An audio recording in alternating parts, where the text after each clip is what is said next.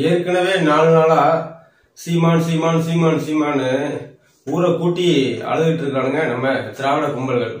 இந்த அழகுல திடீர்னு இன்னைக்கு தேர்தல் ஆணையம் வேற நாம் தமிழர் கட்சி அங்கீகரிக்கப்பட்ட மாநில கட்சியா மாறிடுச்சு அப்படின்னு சொல்லிட்டு தேர்தல் ஆணையம் அறிவிச்சு விடுச்சு. இப்போ ஏற்கனவே ஒப்பாரி வச்சிருக்கிறவங்க நல்லா கத்தி அழு கதறி அழு ஊரை கூட்டி அழுன்னு வடிவேல் சொல்ற மாதிரி இப்போ கத்தி கதறி அழுவதற்கான வாய்ப்பை தேர்தல் ஆணையம் உருவாக்கி கொடுத்துச்சு.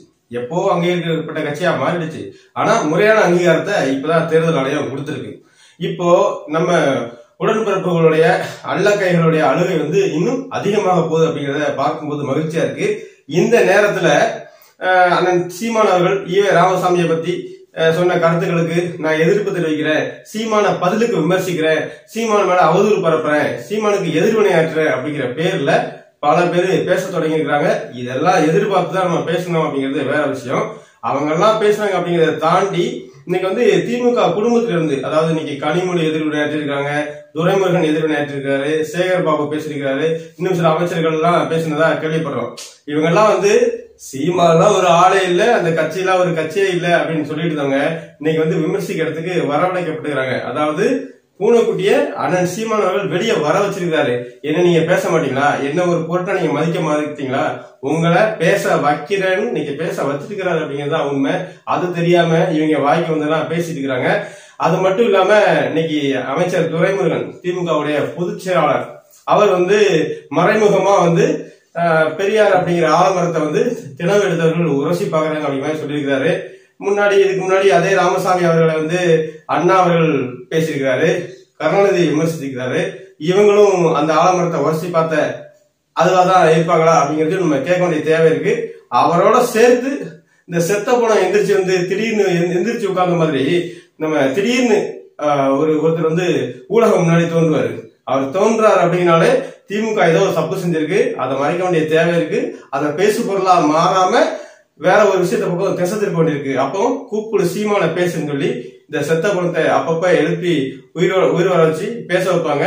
நம்ம திருமுருகன் காந்தி இப்ப வெறிபிடிச்ச நாயா மாதிரி மறுபடியும் அண்ணன் சீமானுக்கு எதிராக குறைச்சிருக்கிறாப்புல. அதுல அவரு ரொம்ப லாஜிக்கா பேசுறாரு நினைச்சிட்டு ரொம்ப கேனத்தனமா சில கேள்விகளை கேட்டுக்கிறாப்புல. அவருக்கும் அமைச்சர் துரைமுருகனுக்கும் சேர்த்து சில கேள்விகளை கேட்க வேண்டியிருக்கு. அண்ணன் சீமானை பார்த்து குறைக்கிற இந்த வாய்களுக்கும் சில பதில்களை தர வேண்டியிருக்கு. அதுதான் இந்த காணொலி. ஏன்னா அது புலி, அது தமிழ் தான் பேசும், அது தமிழ்நாட்டு புலி, தமிழ் புலி. உறவுகளுக்கு வணக்கம். இன்னைக்கு பெரியார பத்தி சீமான் பேசிட்டாரு, அவதூறா பேசிட்டாரு, அவர் பேசாததை பேசிட்டாருன்னு சொல்லி பல பேர் இன்னைக்கு புலம்பிட்டு இருக்கிற இந்த நேரத்துல திமுகவுடைய அமைச்சர்கள்லாம் விமர்சிக்க ஆரம்பிச்சிருக்காங்க அப்படிங்கறத நம்ம பார்த்தோம். இந்த இடத்துக்கு இவர்களை அண்ணன் சீமான் அவர்கள் நகர்த்திருக்கிறாரு அப்படிங்கறதா உண்மை. அதுல குறிப்பிட்டபடியா சொல்லணும் அப்படின்னா நம்ம அமைச்சர் துரைமுருகன் அவர்களுடைய விமர்சனத்தை சொல்லலாம். அதாவது பெரியாரை விமர்சிக்கிறது அப்படிங்கிறது ஆலமரத்துல தினவு எடுத்து ஏதோ உரசுற மாதிரி சொல்லி சொல்லியிருக்கிறாரு. சரி, அண்ணன் சீமான் அவர்களை நீங்க தினவெடுத்து உரசுறாரு, அறிவில்லாம பேசுறாரு நீங்க அப்படி சொல்றீங்க அப்படின்னா, ராமசாமியை யாரு விமர்சிச்சாலும் அவர்கள் அறிவில்லாத நீங்க சொல்றீங்க அப்படின்னா, கிட்டத்தட்ட திராவிட கழகத்திலிருந்து திமுக பிரிஞ்சதுல தொடங்கி ஆட்சியை அமைச்சு நாங்க பெரியாருக்கு எங்க ஆட்சியை சமர்ப்பிக்கிறோம் சொல்றது வரைக்கும் அண்ணா அவ்வளவு பேசியிருக்கிறார், அவ்வளவு விமர்சிக்கிறார் பெரியார. இப்போ அண்ணாவும் அந்த லிஸ்ட்ல சேர்றாரா அப்படிங்கறதா என்னுடைய கேள்வி. அதுக்கு அடுத்து கலைஞர் கருணாநிதி அவரை விமர்சிக்காத விமர்சனமே கிடையாது, அவ்வளவு விமர்சிச்சிருக்கிறாரு ஈவேராவை. அப்போ அவரும் அந்த லிஸ்ட்ல சேர்றாரா அப்படிங்கிற கேள்வியை முன்வைக்கிறேன். முதல்ல நீங்க சம்பந்தப்பட்ட வழக்குகள் வெளியில வாங்க, அதுக்கப்புறமா பேசுறதுக்கான தகுதியை வளர்த்துக்கிட்டு நீங்க சீமான விமர்சிங்க அப்படின்னு சொல்லி அவரை கேட்டுட்டு நம்ம மெயின் பிக்சருக்கு வருவோம். நம்ம திருமுருகன் காந்தி, நான் ஏற்கனவே சொன்ன மாதிரி செத்தவனை எந்திரிச்சு உட்கார்ந்த மாதிரி செத்து போய் கிடைக்கிற ஒருத்தரை எழுப்பி திடீர்னு உட்கார்ந்தா எப்படி இருக்கும், அந்த மாதிரி திடீர்னு ஊடகத்துக்கு முன்னாடி இவர் தோன்றுவாரு.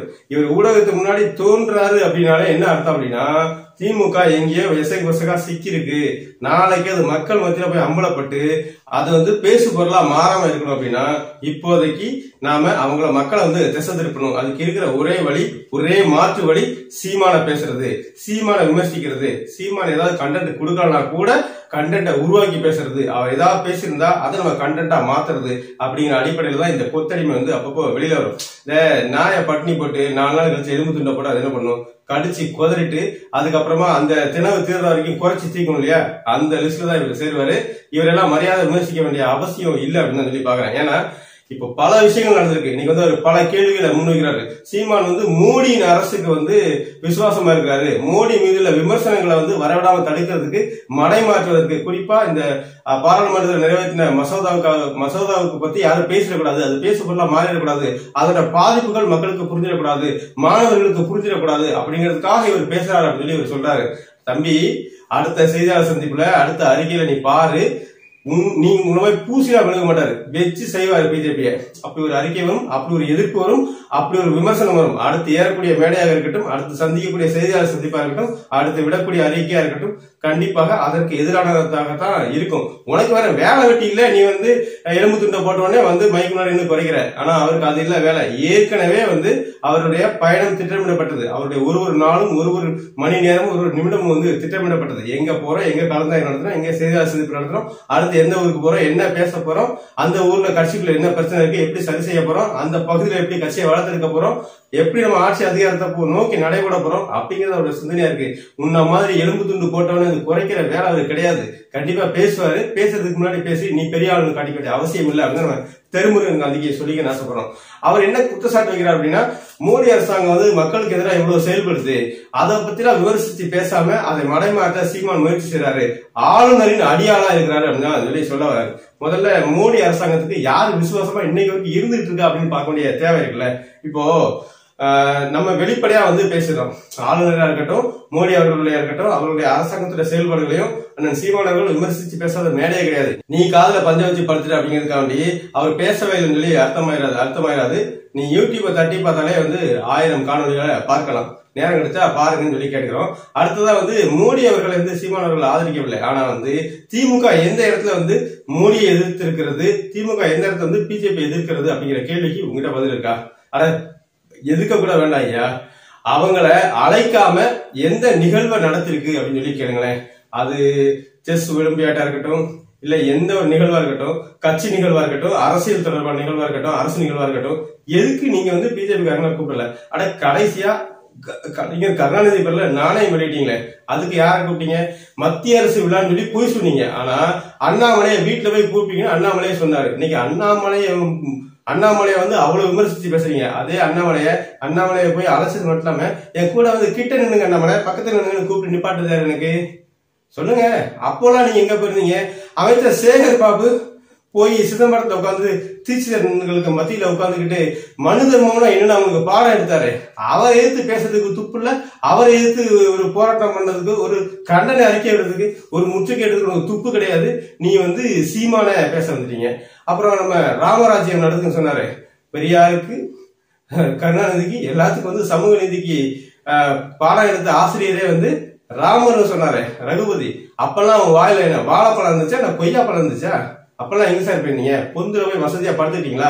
எலும்பு துண்டுக்காக காத்துட்டு இருந்தீங்களா? அப்பெல்லாம் பேச மாட்டீங்க. ஏன்னா மாணவ சமுதாயத்தை பத்தி உனக்கு என்ன அக்கறை? இவ்வளவு நாள் எங்க இருந்த? மாணவிகளுடைய கருப்பு துப்பட்டாவை எடுத்து வச்சுட்டு உள்ள போங்கன்னு ஒரு அரசு நிகழ்வுல சொன்னாங்களே காவல்துறை, அவங்களுக்கு எதிராக நீ என்ன வாய் திறந்த? அண்ணா பல்கலைக்கழகத்தில் நீங்க அந்த மாணவிக்கு எதிராக இவ்வளவு நடந்துருக்குது. இந்த அரசாங்கத்தை சார்ந்தோம், இந்த திமுக சார்ந்தோம் சம்மந்தப்பட்டிருக்காங்க. நீ என்ன பேசி கிழிச்ச? ஒண்ணும் கிடையாது, ஒரு கண்டனமும் கிடையாது. நீ எல்லாம் வந்து சீமான பேச ஆரம்பிச்சிட்ட. திருமுருகன் காந்தி மாதிரி இன்னைக்கு பல வாய்கள் குறைச்சிக்கிட்டு இருக்கு. ஐயா, நான் ஏற்கனவே சொன்னதான் திரும்பவும் சொல்றேன். ஊர்ல ஒரு பழமொழி சொல்லுவாங்க, வெளிய வெள்ள வெட்டி உள்ள முள்ள மாதிரின்னு சொல்லிட்டு. இப்ப அந்த கதை தான் உங்க கதை. நீங்க வந்து புனித பிம்பமா மாத்தி வச்சிருந்தீங்க. இன்னைக்கு அவர் என்ன பேசினாரு, அவர் என்ன எழுதினாரு கிளற குப்பை வந்து விழுந்துட்டே இருக்கு. நீங்க வெளியில போட்டு வச்ச அந்த வெள்ள வேட்டி இன்னைக்கு வந்து காத்துல விலகிட்டு இன்னைக்கு உண்மையில உள்ள என்ன இருந்துச்சு அது வெளியே தெரிய ஆரம்பிச்சுக்குது. சொல்லுவாங்கல்ல, ஒய்யார கொண்டையான் காலம் போவான், உள்ள இருக்குமா ஈரும் பேணுன்னு ஒரு சொல்லுவாங்க. அந்த மாதிரிதான் நீங்க அழகா வந்து பெரியார் அதை சொன்னார், பெரியார் இதே சொன்னார் சொல்லிட்டு அப்படியே அழகான ஒரு கொண்டையா வந்து வச்சிருந்தீங்க. இன்னைக்கு வந்து காலம் வந்து அதை உழைச்சு விட்டுடுச்சு, உள்ள இருக்கிற ஈரும் பேணும் வெளியே தெரிய ஆரம்பிச்சிச்சு, நேர ஆரம்பிச்சிச்சு. அந்த நாட்டத்தை வந்து ஒருபடி மேல வந்து இன்னைக்கு அண்ணன் சீமான் பேசுறது மூலமா வெளியில வந்திருக்கு. நீங்க அதை அப்படியே கடந்து போயிருந்தா கூட அது 10ஓட போதுன்னா கடந்து போயிருக்கும். ஆனா நீங்க அண்ணன் சீமானை விமர்சிக்கிறேன் அப்படிங்கிற பேர்ல, அவரை எதிர்க்கிற அப்படிங்கிற பேர்ல நீங்க ஆதாரம் கேட்க இன்னும் ஆயிரமாய் ஆதாரங்கள் பொது வெளியில கொட்டப்படும். நீங்க கட்டி வச்சிருக்கிற இந்த பிம்பம் உடைச்சே தீருவோம். அது மட்டும் இல்லாம நீங்க இன்னைக்கு வந்து அவருக்கு ஊர் பூரா செலவு வச்சு நினைவிடங்களா வச்சிருக்கீங்கல்ல, அதையெல்லாம் பார்த்து பொதுமக்கள் வந்து வெகுண்டெழுந்து அதை தகர்க்கிற காலமும் வந்தே தீரும். ஏன்னா பொய் ரொம்ப காலத்துக்கு நிலைக்காது.